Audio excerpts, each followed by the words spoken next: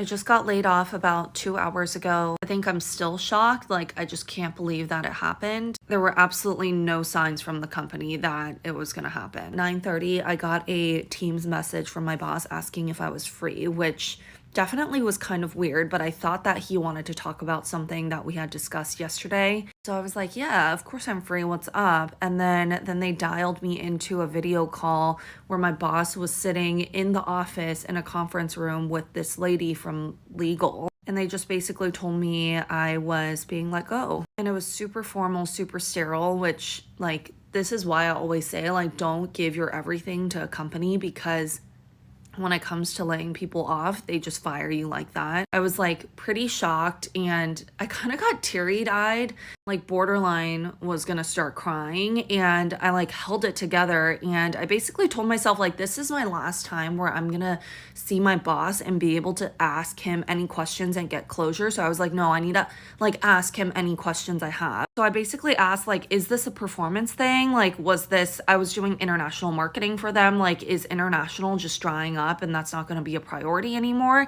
And he basically gave some vague answer, which was like, no, this is like overall the entire company, we're doing layoffs, so you're just one of many. Then they dialed HR in, so HR started going over my severance package, and then they passed me to IT, where like he wiped my computer and had me wipe my phone. Like, the whole process was like 30 minutes. And basically I just started calling my family and texting some of my coworkers, and then I guess I found out that like our entire marketing team, like there were, I think, like 35, 40 people. Like, I think there's only like 10 people left. And company-wide, I think they got rid of 20%. But yeah, I've just been sitting here basically for the past like 3 hours processing, talking to people. You guys have any tips? Like, what should I be doing? Do I sign up for unemployment? Please let me know. This is the first time in my career that this has happened, so this is all super new to me. Definitely be sharing more with all of you guys, and I'm just really grateful that I have,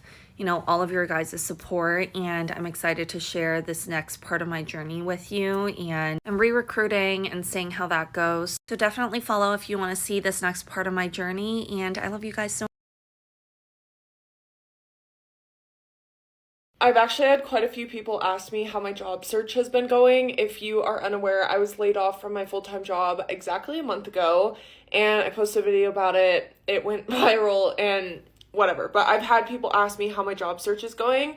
If you couldn't tell by how puffy my eyes are, it's not going well. I feel like today is like the first time in the last month that I like actually had like a full-fledged breakdown just about the job market and things like that.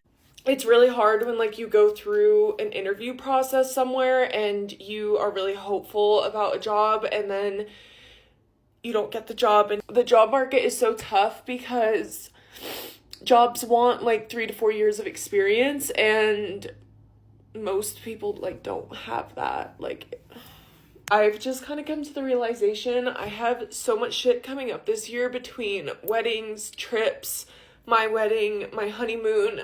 Our lease is up in June, and I hate crying on the internet, but it's just all very, very overwhelming, and it's really hard to even like have your application be seen by most companies. Like, I just feel like when you apply on LinkedIn, your application is literally viewed by like AI, not a real person, so you're not getting through to someone. I've also just seen so many videos like on my For You page this week, and like just over the past month actually, of just people being laid off, and some of the comments are just like so mean on those videos. And even my video, like I got so much like hate on my videos. I haven't talked about being laid off since those videos just because I was tired of like receiving negative comments about it. But at the end of the day, like when you're laid off, like your income is literally taken from you without notice for something that like you didn't do. Like, it's not like you got fired for something. I am so mentally just exhausted.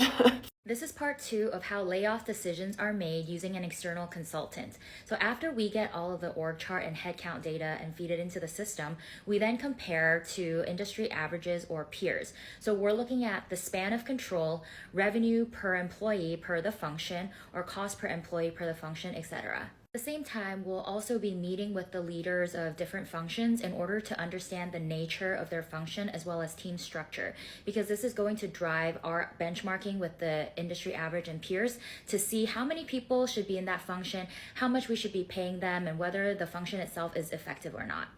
And this is probably the most shocking part, but someone like me who know nothing about the employees, I'm going to come in and look at the data and pick out the redundant roles, overstaffed functions, overpaid people.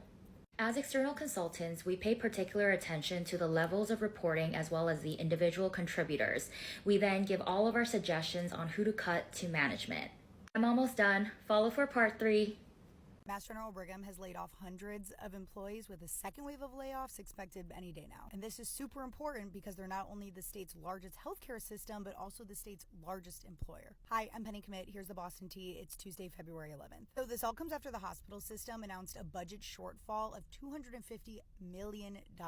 Mass General Brigham employs over 82,000 people across several hospitals, and they say they're not laying off any clinical or patient-facing positions. Sources tell WBZ that they're starting with a redundancy in middle administrative roles, but nurses we spoke with say this will still cause a trickle-down effect. They're still going to be left doing more work and work that's not really their responsibility, or shouldn't be. We're told that Brigham and Women's and Mass General Hospital are taking the bulk of these cuts, and that those people that are being laid off are being offered severance packages. Now, you may remember another reason this is a big deal is because over the summer, 2 hospitals closed, the Neshoba Valley Medical Center and Kearney Hospital in Dorchester. The nurses at MGB said that they've had to kind of take on all of those patients. They're already stretched thin. Now they're going to have to take on an even bigger workload. One nurse told us, quote, "I walk through the emergency room and it's wall-to-wall people." She also says, "We're getting calls all throughout the state, so it is a shocker to me that they're reporting a loss or even an impending loss." The hospital system did respond with a quote. I'll read you part of it. They pretty much defended their decision and then said, "The steps we are taking now to evolve our organization will play a critical role in ensuring that Mass General Brigham continues to lead, innovate, and transform the future of healthcare for the benefit of everyone." And of course, this opens up a broader question. What is the state of healthcare, not only in Massachusetts, but across the country? Why is it so fragile? A lot of experts tell us that the healthcare industry is in for a reckoning. Again, a second round of layoffs expected any day. We're not sure how many people or what positions, but we'll keep you posted at WBZ.com. I saw that Intel made a recent announcement that they were doing a RIF, a reduction in force, of about 20% of its workforce. Its workforce is 109,000 people, in-person staff. So that is roughly 21,000 jobs. I also saw that UPS plans to cut about 20,000 employees. I know this is kind of old news, but that's going to be one of the largest in U.S. history. So then I decided to hop over to the U.S. Bureau of Labor Statistics to see where we're standing so far this year. It looks like 1.8 million people were laid off or discharged in February 2025 alone. That brings us to 3.5 million layoffs and discharges in 2025 so far. That's pretty big. So far, just January and February is what the data has been reported. Layoffs and discharges total 3.5 million, and that is 2.7% higher than the same period in 2024. In February 25, that data that I had given, so the 1.5 million, that looks like that stands for about 1.1% of all employed people. That's huge. So when I dig a little bit deeper, the layoff and discharge rate was highest in the professional services industry in February. Second to that was construction, and then information, leisure and hospitality, retail, trade, transportation and utilities, manufacturing, wholesale trade, financial activities, education and health services, mining and logging, and then government. So again, a lot of us think that all of this is happening in the government sector right now, but it's not. It's happening a ton in the private and public sector as well. And so just something to think about. And if you're an employer and you're thinking about doing this, I come alongside organizations and help them determine who should be RIF'd and at what frequency, and make sure that it's set up appropriately so that you're legally protected and then employees that are impacted are taken care of. So reach out. I've got an HR firm, Salt and Light Advisors, and we're happy to help. So I just got laid off from my full-time job a few days ago, which means I'm about to lose access to healthcare because I get my health insurance through my employer like so many other Americans do. We are the only developed nation that does this, the only developed nation that does not recognize healthcare as a basic human right, the only developed nation that does not have universal healthcare. I do have a couple of options of what I can do. I can go on my ex-employer's health insurance, but I would be paying that out of pocket, and that would be probably around $700 a month, which is going to be hard to swing now that I'm out of a job. I could go without health insurance and just hope that I don't have a medical emergency that'll put me tens of thousands to hundreds of thousands of dollars in debt. You also get penalized on your tax return if you don't have health insurance. I could get married to my partner and get put on his health insurance that he gets through his employer. That's actually a very common practice in the US. A lot of people get married so they can go on their partner's health insurance. I can also purchase health insurance individually on the market. I've never done that before. I can't imagine that it's cheap, but that's probably the option I'm going to take. One of the stupidest things about the US is that our healthcare access is largely dependent on our employment status. Well, not how I wanted to start my 2025. I was just laid off. This is actually the first time I've ever been laid off, so I don't really know what to even do or how to process anything. I just dropped off my laptop. It sucks the most because I seriously was only at this company for 2 months. I literally got this job in October and loved every single second of it. Unfortunately, the company was acquired and a lot of us were let go. Nothing you can do about it, but it definitely sucks. I have no idea what I want to do. I don't know if I want to even keep working for a company or what. I got my real estate license back in early October. I'm like, maybe I should just pursue that. But I also really liked the idea of having like a stable income with a job. I'm also getting married this year and have lots of expenses, so yeah. I still know it's going to be a great year. Like, I'm truly trying to be positive. I know everything happens for a reason, but yeah, I guess we'll see what happens. I cannot believe that I'm still waiting to be officially fired from the IRS. I knew that I was going to be fired since like last Friday because Reddit told me. Shout out to Reddit. Monday was a federal holiday. Tuesday I went in there waiting for my letter. Everyone was acting like, I don't know, business as usual. Wednesday management finally was like, oh yeah, you're getting fired. I know. Thursday they fired half the people. Today, I'm waiting to get fired. Sit around the office waiting for my email. And then I get told they're going to send me a letter in the mail. In the mail. USPS. That's how I got to get that's how I got to find out that I'm getting fired. Officially. I did not think this was going to drag out this long. I'm ready to be done with it. Just let me go. I just got laid off, and here's what I wish more people talked about. There's no warning. One day you're in your meetings, working, and the next day you're just off the org chart. Even when you know it's not about your performance, you're still left there wondering why and what you did wrong. Then you're left in survival mode. You're left there wondering about housing, food, cost, and you just start doing the math. Then you spend hours tailoring your resume, making sure that cover letter is all right, just to not get heard from and ghosted. If you've been laid off recently, you're not alone, and you're not the problem. The system is cold, but we don't have to be. Senator Hawley never fails to deliver when questioning these executives. Intel is laying off 15,000 workers in this new plan that you've just announced, our cost-saving plan for 2025. How many of those 15,000 workers are Americans? I can tell you that, laying off anybody is no easy decision. You considered all other ways of cost-cutting measures before you laid off the 15,000? Is that what you're telling me? We are facing economic headwinds. To be able to make sure the company is operating efficiently, we are going through a downsizing. Do you think it was efficient to give your CEO a 45% pay increase? He made $11.6 million in 2022. Now he's making $17 million. Is that an efficiency? I got laid off last December, and the worst part about not having a job is not what most people would think it is. It's not the fact that I am not making enough money. It's not the fact that I don't have anywhere to go. It is the insane guilt that I wake up with and go to bed with every single night. It is the fact that even on a weekend, I feel more relieved because my responsibility to find a job ceases on the weekend, you know, because if nobody else is working on the weekend, then I'm allowed to not have a job on the weekend. But the second Monday rolls around, the guilt is back. The guilt is back. And I don't think enough people talk about this, and it never goes away.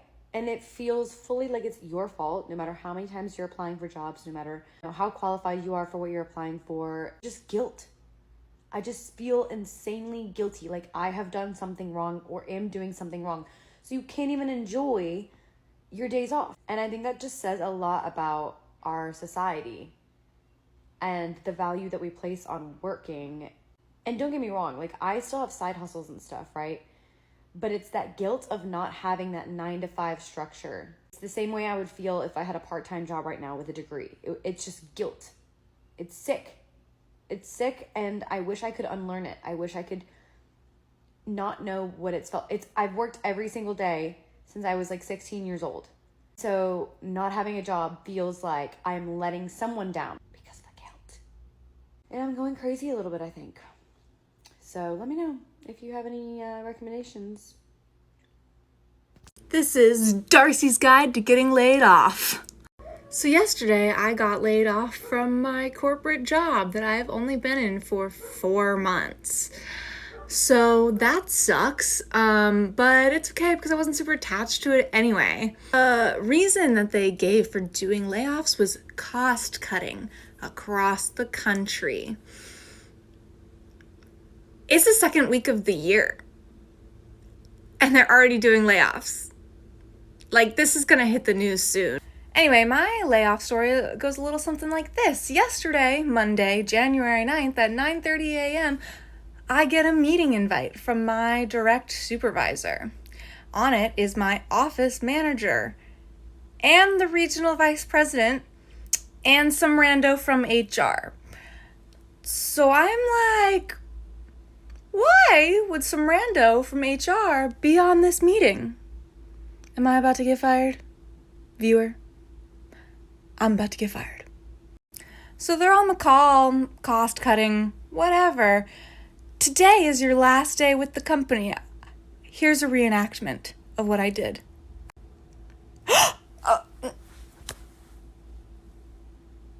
I straight up gasped with tears streaming down my face because I am a highly sensitive person. This was a complete shock.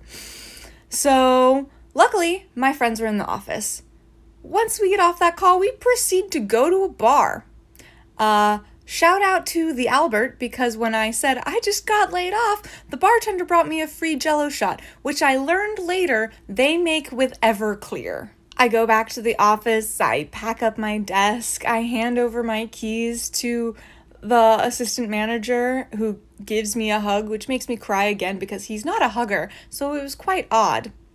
And then I proceed to go to the only place I can think of that would cheer me up, and that is Fetch Park, a dog park bar. And the bartender asks me, how's it going? Did you get off work early? Because they know me. And I said, well, actually, I just got laid off, so I'm here. Gonna update my LinkedIn and what have you. Pet some dogs, drink some beer. Hopefully I'll feel better. So that was my yesterday, and I'll give you a day one guide to being unemployed.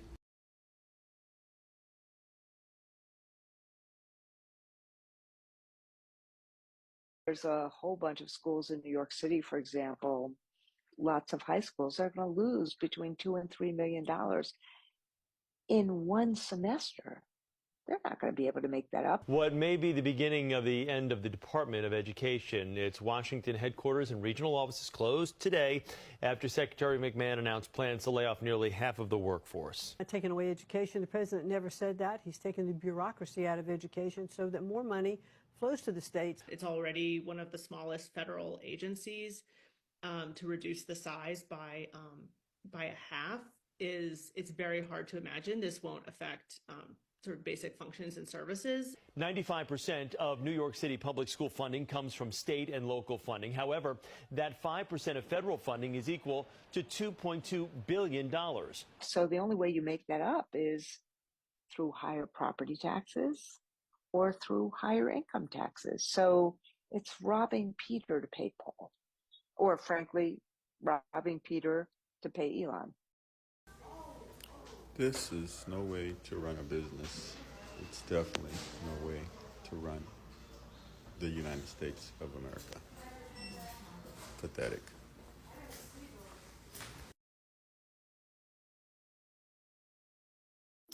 Hi everyone, immigration lawyer, digital nomad, Jack here. So today's video is about, in response to someone's question about being laid off on a work visa. So for those of you interested in the topic but don't really know what I'm talking about, I'm going to give you some, background. So people who come to the United States, to work need to get a work visa. There are many types of work visas like H, L, O, so the alphabet, many of the visa alphabets mean work visa. And when you come to the United States to work, sometimes you get laid off, right? And when you get laid off, you're looking for the next job. And right now, immigration law only gives you 60 days to find the next job. And a lot of people will agree that it's not enough time. So everyone is looking to extend that 60-day grace period after being laid off. So today we're just going to talk about what some of the popular options in, getting a longer grace period or making the grace period longer. So we know that grace period is 60 days and it starts from the day that you last got your paycheck. Generally speaking, there are exceptions. And we'll have another video about when the grace period starts because there's much debate about that. But let's assume that the grace period starts on the day you last get paid.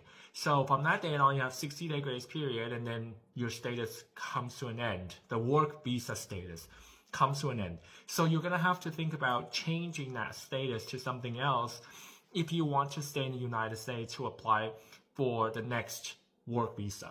So as you're looking for the next employer, you do want to be legally authorized to stay in the United States. And that's really what we're talking about here. You have to file a change of status before the 60-day grace period runs out. So you get laid off, get the last paycheck, count 60 days. Within the next 60 days, you have to make a move. Now we're going to talk about what kind of moves can we make.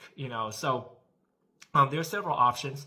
The most popular one is called a B1, B2 change of status. A B1, B2 simply just means a tourist status. So B1 is for business visit. B2 is for, tourism visits. So you can change status from a work status to a tourist status to give you 6 more months of time to remain in the United States to look for a job. And this tourist status can be extended up to 1 year. So that's why it's a very popular option. You get potentially 1 year to find your next employer and still be able to stay in the United States to do interviews, send out your resumes and things like that. So B1, B2 is a very popular option. Some people might say, well, my employer does not want to sponsor me when they hear that I'm on B1, B2. I don't know why that is. It's very rare, so it's a good option. Now, some employers say, I don't know how to change it back to H1B. It's a very simple process. Just file the H1B, request premium processing, and ask the premium processing unit to first approve the change of status from H1B to B1, B2, the one that you filed. Once it's approved, then they can immediately approve another change of status from B1, B2 back to H1B. So for the USCIS officer in the premium processing unit, it's actually pretty simple. I use my mouse, and then I scroll, okay, I find the previous change of status.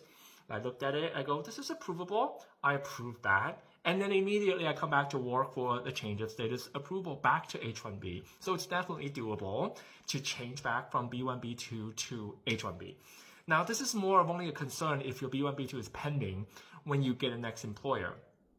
If your B1, B2 is already approved, when you get the next employer, then it's just a change of status back from B1, B2 to H1B. So it's a pretty simple process. And I think I would say 80% of the clients choose this option because they want to just stay in the United States and do interviews. They want to have more opportunities. But this leads us to the next option. The next option is to leave the United States within the 60-day grace period. And then start looking for the next employer in the United States from outside.